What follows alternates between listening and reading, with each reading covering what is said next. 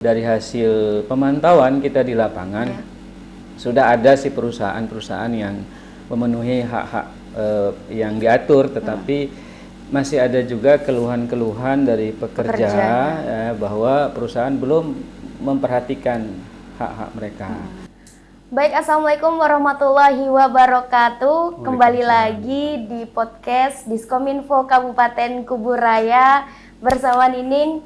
Nah, ini mungkin kawan-kawan udah lama ya nggak ngelihat kita. Sekarang kita kembali lagi, yang pastinya kita akan membahas nggak kalah keren dan nggak kalah pentingnya nih terkait Kabupaten Kuburaya.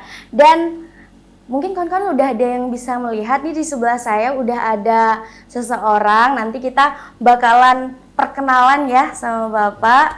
Nanti boleh dikenalkan Pak, namanya siapa, dari dinas mana. Nanti kita baru bincang-bincang santai ya Pak ya. Siap. Oke, ini mungkin langsung saja kita kenalkan Pak, langsung saja Pak, kenalkan kawan-kawan. Terima kasih Mbak Nining. Assalamualaikum warahmatullahi wabarakatuh. Salam sejahtera. Perkenalkan, saya Wan Iwansah selaku Kepala Dinas Transmigrasi dan Tenaga Kerja Kabupaten Kuburaya. Sebelumnya saya mengucapkan terima kasih kepada Dinas Kominfo Kabupaten Kuburaya yang sudah mengundang kami untuk hadir di sini dan menyampaikan berbagai informasi yang mudah-mudahan bermanfaat bagi masyarakat Kabupaten Kuburaya. Saya juga terima kasih Pak, kami seluruh tim dari Dinas Kominfo Kabupaten Kuburaya sangat terima kasih Bapak sudah mau hadir ke sini berkesempatan. Mungkin tadi sebelum ke sini kemana dulu nih Pak? Ada acara peresmian gedung PKK. Oh, ada acara ya, yang di Dinas Pemdes ya? Oke. Jadi nanti bisa langsung ke sini kan Pak kan tadi kan? Langsung.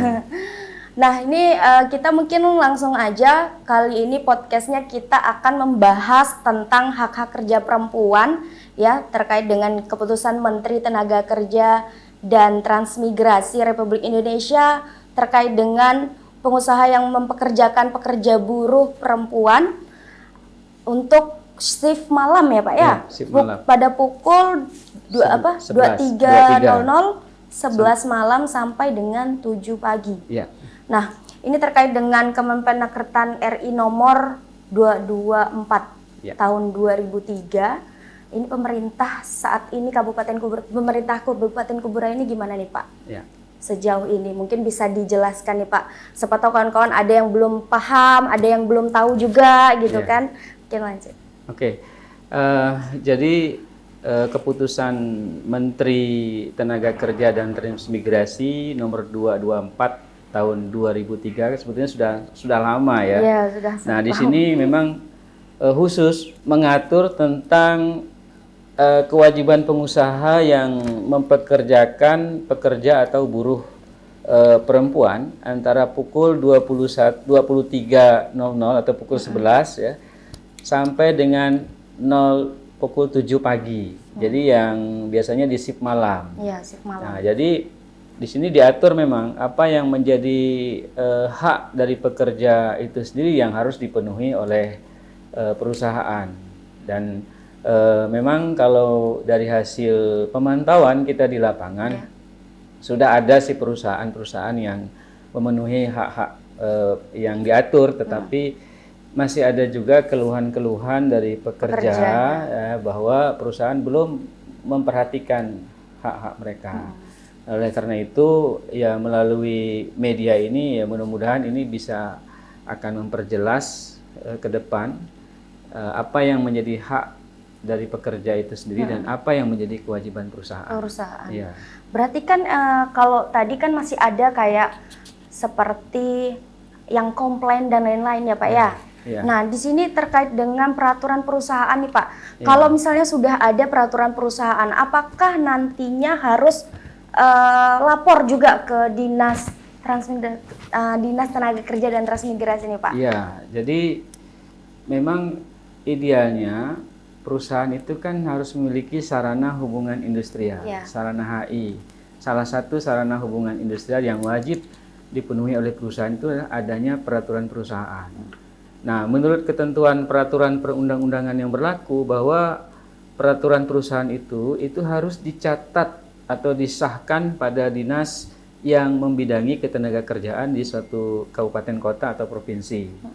Nah, jadi kalau perusahaan tidak mencatatkan peraturan perusahaan itu pada Dinas Transmigrasi dan Tenaga Kerja Kabupaten Kuburaya, demi hukum bahwa peraturan perusahaan itu menjadi tidak sah.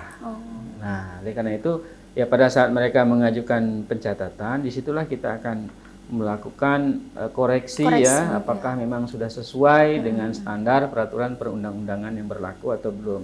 Ya termasuk salah satunya ini, ketika memang di perusahaan itu ada shift malam dan mempekerjakan perempuan, ya contoh yang shift malam itu misalnya di hotel ya itu kadang sering ya kita temui, maka hak-hak minimal dari pekerja itu harus dipenuhi. Nah, dan harus dituangkan di dalam peraturan perusahaan. Nah, demikian juga misalnya dalam hal perjanjian kerja waktu tertentu misalnya. Nah, itu juga harus dipenuhi dan draft perjanjian itu juga harus dicatatkan di dinas kita sehingga kita juga bisa melakukan pemantauan dan koreksi. Berarti kalau misalnya sudah peraturan perusahaan itu dibuat, berarti langsung lapor ke Dinas Tenaga Kerja dan Transmigrasi nih Pak? Iya. Itu kalau misalnya sudah dilaporkan, lama nggak Pak prosesnya? Atau gimana menindaklanjuti peraturan tersebut? Jadi begini, ya kalau sudah ada peraturan perusahaan itu lebih baik lagi ya. Pastilah pekerja itu sudah tahu sebetulnya bahwa itu sudah diatur, tetapi dilanggar misalnya. Atau ada perusahaan yang belum membuat peraturan perusahaan, kan bisa saja ya. Bisa, Pak. Itu tidak harus menunggu ada peraturan perusahaan dulu atau perjanjian kerja bersama dulu, nggak harus menunggu itu. Karena ini kan sebetulnya peraturan perundang-undangannya sudah jelas. Nah, jadi pekerja yang merasa hak-haknya tidak dipenuhi misalnya ya, mereka pada saat shift malam itu tidak diberikan makanan dan minuman yang bergizi. Ya, misalnya di sini kan ada standar kalori minimal ya, ada setara dengan 1.400 kalori misalnya. Kemudian makanan, minuman, peralatan dan ruang makan yang tidak layak misalnya, tidak memenuhi syarat. Kemudian penyajian menu makanan yang diberikan harus secara bervariasi. Ini malah disebutkan di sini tidak boleh diganti dengan uang. Jadi memang harus diberikan dalam bentuk makanan dan minuman yang ini Pak yang bergizi. Saya lihat nih kayaknya sekarang diganti dengan uang ya Pak ya. Nah itu gimana sih Pak kalau misalnya, karena kan spreader udah ada di keputusan menteri ya Pak ya. Tapi gimana nih Pak? Ini kan sebetulnya kenapa keputusan menteri itu seperti ini ya, tidak boleh diganti dengan uang, itu sebetulnya untuk betul-betul menjamin. Karena itu memang diharapkan yang namanya shift malam ini kan pasti membutuhkan energi yang lebih. Ya kan? Mereka bekerja pada jam biologis yang seharusnya orang istirahat. Otomatis banyak sekali sistem metabolisme tubuhnya yang terganggu sehingga bisa mengganggu kesehatan. Maka diimbangilah dengan pemberian makanan dan minuman yang bergizi. Nah, ingat loh, ini kita cerita kaum perempuan yang memang harus mendapatkan perhatian dan perlindungan. Nah, tahu enggak Mbak, kenapa perempuan itu harus betul-betul diperhatikan dan dilindungi? Kenapa tuh Mbak? Nah, ini ada ceritanya ya. Kalau kita lihat sekarang nggak ada yang namanya, kan adanya ibu kota, ya kan, nggak ada yang namanya bapak kota. Nah, ibu pertiwi misalnya ya. Jadi betapa seorang ibu tuh sangat mempengaruhi segala sendi kehidupan, ya karena dari seorang ibulah nanti yang akan lahir generasi-generasi berikutnya. Apalagi misalnya kalau pekerja itu berada pada usia produktif misalnya, otomatis dia akan ketika dia hamil, dia akan melahirkan generasi yang diharapkan sehat. Coba bagaimana mau generasi yang dilahirkan itu akan sehat ketika si ibunya yang juga bekerja itu juga tidak sehat. Nah, otomatis kan pengaruhnya ke sana nanti. Kalaupun anaknya lahir ya mungkin akan berpengaruh terhadap gizi. Generasi selanjutnya. Atau bisa saja ketika melahirkan ya ada kenapa-kenapa dengan ibunya, terjadi perdarahan dan lain sebagainya, kan bisa menyebabkan kematian juga. Atau anak ketika lahir, ketika kurang gizi bisa terjadi misalnya stunting, ya. Bahkan juga kematian juga bisa terjadi. Jadi seorang ibu itu ya memang harus betul-betul diperhatikan. Sekarang kan tanggung jawab untuk bekerja ya sudah dibebankan ke perempuan dan laki-laki ya sama-sama punya tanggung jawab, apalagi ada wanita karir dan lain sebagainya. Nah, inilah yang akan dilindungi oleh pemerintah sebetulnya. Ya, sebaiknya apa bisa jamin kalau dikasih uang terus dibelikan dengan makanan dan minuman yang bergizi itu? Iya, Pak, benar. Nah, itu permasalahannya di situ sebenarnya. Mungkin sekarang ya kita ngelihatnya banyaknya yang seperti itu ya, Pak ya. Kalau yang saya pengen tahu nih, Pak, terkait dengan perusahaan-perusahaan di Kuburaya ini yang menerapkan shift malam itu seperti perusahaan apa tuh, Pak? Iya.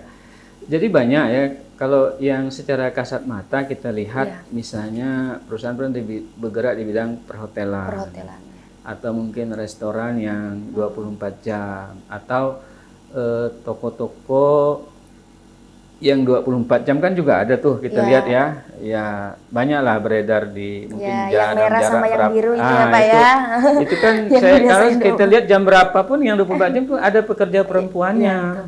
Kan gitu. Nah, ini sebetulnya yang menjadi sebab dari angka statistik sih terbaru ya dari BPS per Agustus kemarin, memang jumlah pekerja perempuan jumlahnya itu memang di bawah sedikit ya, di bawah sedikit dengan pekerja laki-laki, jadi tetap masih banyak, tapi angkanya nggak jauh beda, sekitar 10-15% lah selisihnya. Nah, jadi ini yang memang harus kita lindungi, dan rata-rata kan kalau kita lihat kalau di sektor perhotelan, kemudian di retail dan lain sebagainya, rata-rata kan saya lihat pekerja yang dalam usia produktif, artinya mereka ya kalau menikah ya pasti dapat anak, atau mungkin juga sedang dalam status menyusui kan gitu kan. Nah, itu kalau ibunya tidak sehat, apa yang terjadi kira-kira dengan kualitas ASI dan kesehatan generasi penerusnya di masa yang akan datang? Ya. Berarti memang sebenarnya sudah sangat detail ya, Pak ya, diperhatikan ya, terkhusus untuk perempuan nih, para pekerja perempuan. Nah, tadi saya mau menanyakan ini, Pak, terkait dengan adanya beberapa pekerja-pekerja yang komplain atau yang tidak sesuai dengan peraturan pada saat kontrak kerja atau dan lain-lain gitu kan. Itu memang langsung komplain ke dinas Nakertran atau gimana nih, Pak? Ya. Jadi ini mungkin secara umum saja dulu ya. Ketika memang ada pekerja yang merasa tidak diperlakukan secara baik atau secara adil lah, sesuai dengan ketentuan peraturan perundang-undangan yang ada di suatu perusahaan, itu langkah pertama yang harus dilakukan adalah melakukan perundingan bipartit dulu. Bipartit itu artinya perundingan antara pekerja dengan pengusaha terlebih dahulu. Nah, apabila perundingan bipartit itu tidak menemukan jalan keluar, maka yang harus dilakukan berikutnya adalah mencatatkan persoalan itu atau permasalahan itu kepada dinas kami, Dinas Transmigrasi dan Tenaga Kerja Kabupaten Kuburaya. Nah, nanti dengan laporan yang disampaikan itu menjadi dasar bagi kita untuk melakukan pemanggilan para pihak, ya, termasuk pihak pekerja dan pihak perusahaan atau pengusaha, untuk kita lakukan yang namanya proses awal ya, itu namanya klarifikasi dulu. Nah, apakah betul ada persoalan seperti yang disampaikan? Nah, bagaimana pendapat pengusahanya, bagaimana pendapat pekerjanya. Nah, kemudian kita berusaha mencari titik penyelesaian di situ. Nah, mediasi gitu ya? Belum mediasi. Ini baru klarifikasi. Di awal tuh klarifikasi dulu ya, Pak dulu. Nanti ketika klarifikasi itu menemukan jalan buntu dan semuanya masih bertahan pada pendapatnya masing-masing, barulah kita masuk ke proses berikutnya yang namanya proses mediasi. Nah, itu alurnya, ya, alurnya. Tapi banyak juga pekerja yang ketika ada masalah di perusahaannya, dia belum melakukan perundingan di perusahaan, tapi dia langsung lapor ke kami. Tapi di SOP di kami tetap dia harus melakukan upaya perundingan terlebih dahulu, apapun hasilnya. Ya, apakah ada kesepakatan atau apapun hasilnya. Terutama kalau tidak sepakat, dia bisa langsung maju ke laporan pada dinas kami dan akan kami proses sesuai dengan peraturan perundang-undangan yang ada. Ya, banyak juga sih kadang-kadang pengusaha yang diajak berunding itu malah nggak datang, misalnya perwakilannya nggak bisa ditemui, ya tetap kita minta catatan juga dari pekerjanya. Itu sudah cukup sebagai dasar kita untuk memproses selanjutnya. Berarti memang proses regulasinya tuh memang udah harus dari pertamanya dari kantornya dulu, ya Pak ya, baru nanti bisa ke Dinas Nakertan langsung ya Pak ya. Betul. Oke, ini terkait dengan keputusan ini nih Pak, apakah keputusan ini sudah di breakdown dan akan menjadi kebijakan pemerintah kabupaten atau gimana nih Pak? Mungkin boleh disampaikan. Iya, jadi untuk jangka panjang ya, pemerintah daerah kemarin kita baru saja menghasilkan atau menetapkan peraturan daerah ya terkait dengan penyelenggaraan ketenagakerjaan. Nah, salah satu memang ada poin yang mengatur tentang bagaimana untuk perusahaan yang mempekerjakan pekerja perempuan pada shift malam.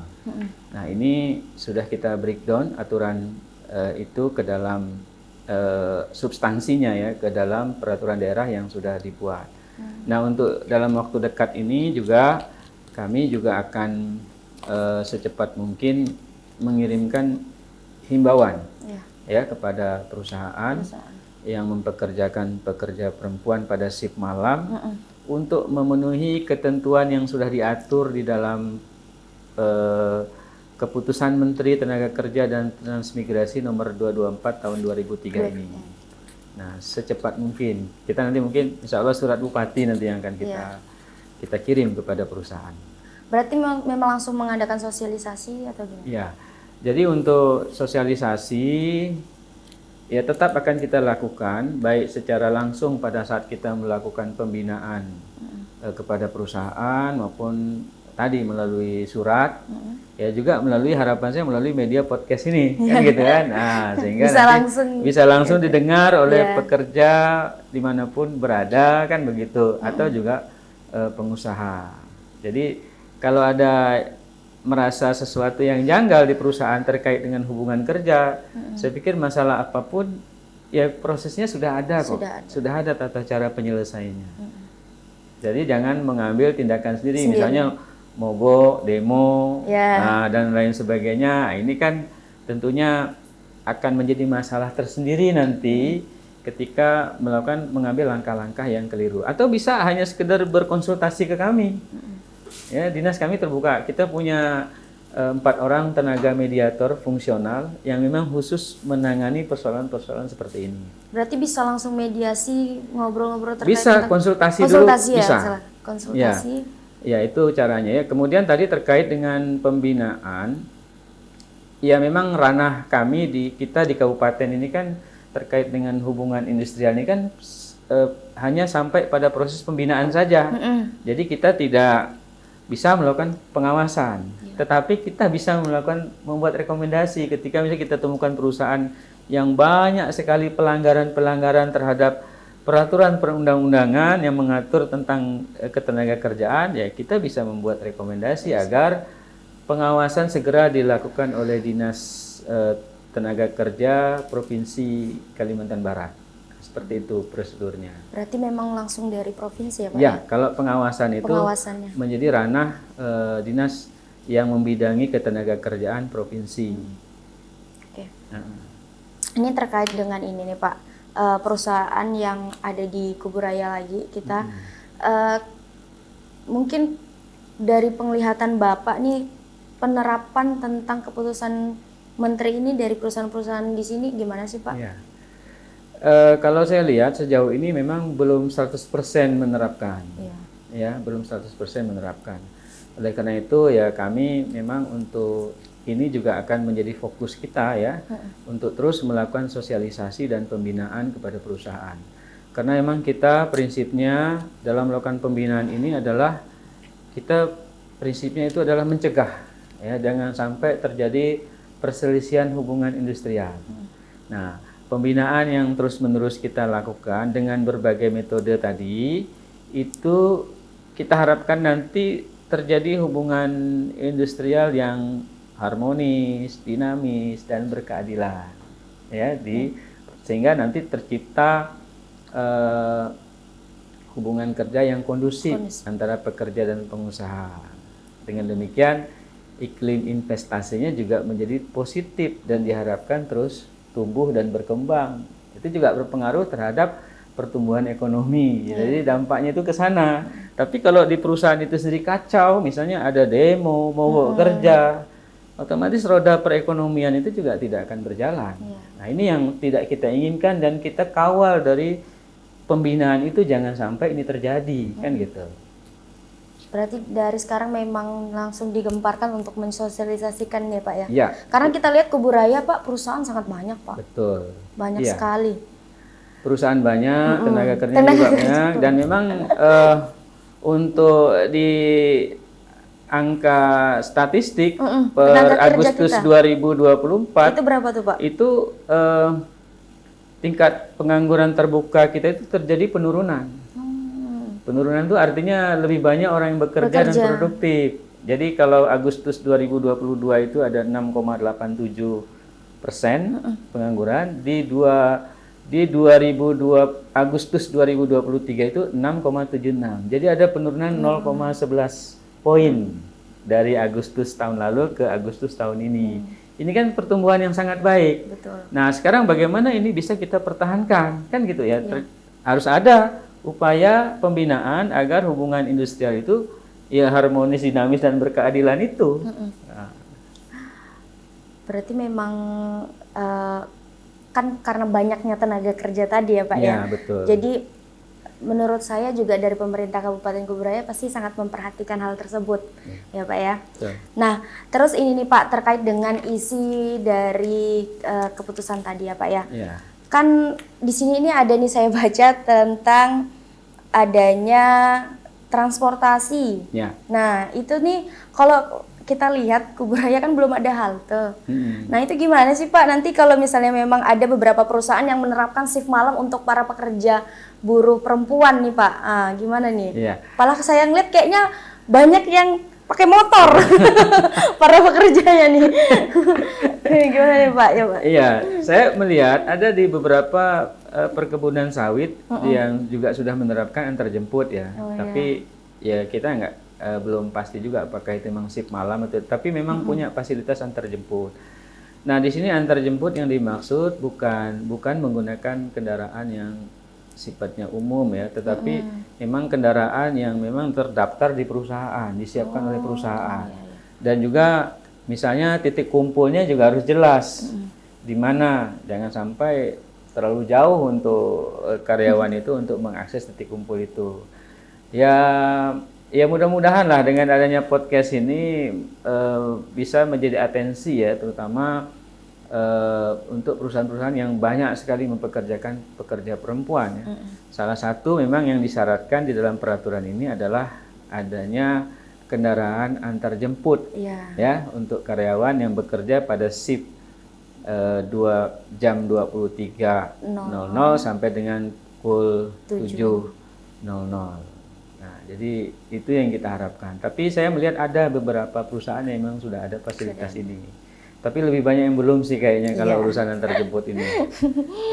Karena kebanyakan menggunakan motor pribadi ya Pak. Menggunakan kendaraan mungkin dijemput pribadi. Suaminya, kalau dijemput suaminya sih aman. Yang kasihan nih yang nggak punya kendaraan kan? Yang seperti saya aja sendiri. Oke, nah ini terkait dengan ini ya Pak ya. Kita tadi udah membicarakan banyak sekali ada keputusan Menteri Nakertran terkait dengan pekerja buruh perempuan pada pukul 23.00 hingga 7 pagi. 7.07.00 gitu ya. Nah, ini mungkin ada closing statement dari Bapak nih Pak terkait dengan pembicaraan kita pada hari ini, mungkin langsung saja Pak. Iya.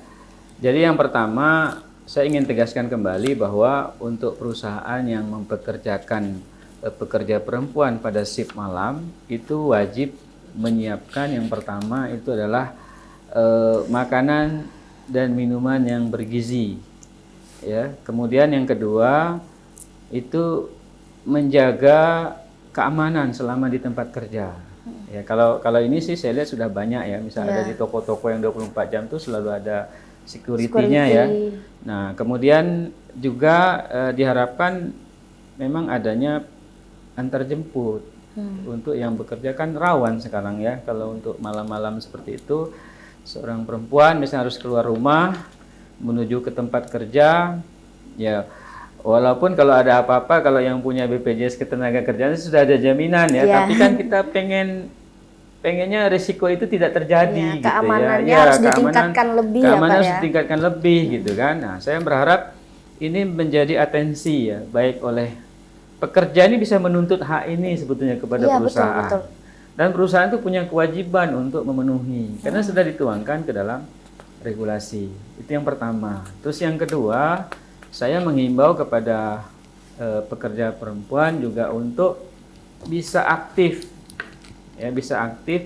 menyampaikan informasi kepada kami apabila ada hal-hal yang dirasakan janggal yang terjadi pada dirinya yang dilakukan oleh perusahaan kepada dirinya ya. Ya kita mungkin tidak langsung ya bisa namanya konsultasi dulu bisa. Nanti akan kita sampaikan apa-apa yang harus dilakukan ya sehingga memang tindakan itu profesional dan proporsional. Nah, kita harapkan terjadi tadi hubungan industrial yang harmonis, dinamis dan berkeadilan ya. Kemudian lingkungan kerja yang kondusif sehingga ya pertumbuhan ekonomi Kubu Raya tetap menanjak. Nah, betul. Tetap menanjak mendunia. Iya, betul. Itu Pak, ada lagi Pak kira-kira yang mau disampaikan? Saya pikir cukup. Cukup ya. Iya. Oke, mungkin buat kawan-kawan itu saja. Nah, tadi closing statement dari Pak Iwan sangat benar-benar bermanfaat ya. Jadi buat para perusahaan nih yang lihat video ini jangan lupa nih untuk di cross check kembali, oke? Nah, mungkin itu saja dari pembicaraan kita, bincang-bincang kita hari ini. Pak, kita boleh dong salam menanjak dulu nih. Boleh. Oke ya. Oke. Salam menanjak dari yang mana nih? Yang mana? Ini ya. Oke. 1, 2, 3. Salam menanjak dari Kubu Raya untuk Indonesia. Assalamualaikum warahmatullahi wabarakatuh. Waalaikumsalam warahmatullahi wabarakatuh.